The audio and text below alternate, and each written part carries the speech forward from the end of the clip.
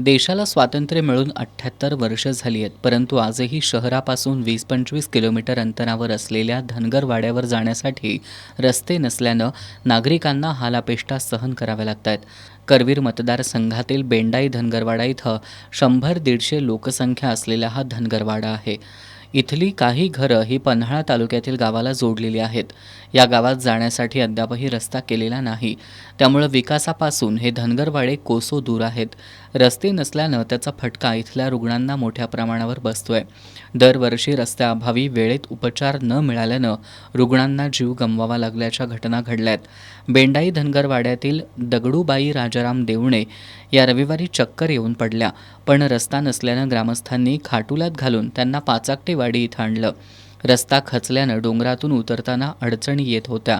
यातच जास्त वेळ गेला. दवाखान्यात पोहोचण्यास सायंकाळ झाली. अखेर दोनवडे इथल्या एका खासगी रुग्णालयात त्यांना आणलं, मात्र उपचारापूर्वीच त्यांचा मृत्यू झाल्याचं सांगण्यात आलं.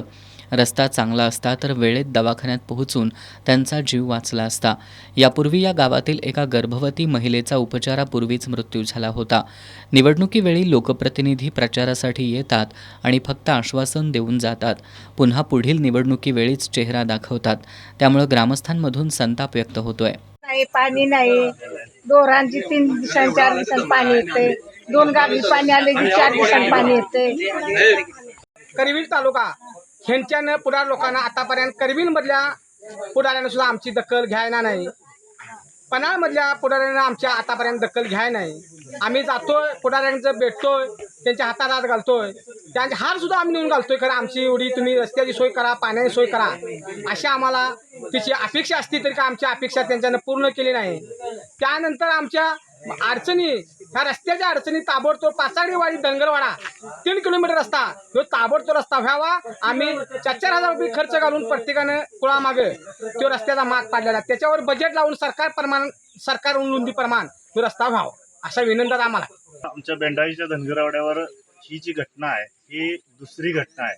एक 7-8 वर्षापूर्वी पण असाच एका महिलेचा डिलिव्हरीच्या पिरियडमध्ये मृत्यू झाला आणि त्याच्यानंतर आरोग्याची सुविधा वेळेवर न मिळाल्यामुळं ही दुसरी घटना घडली.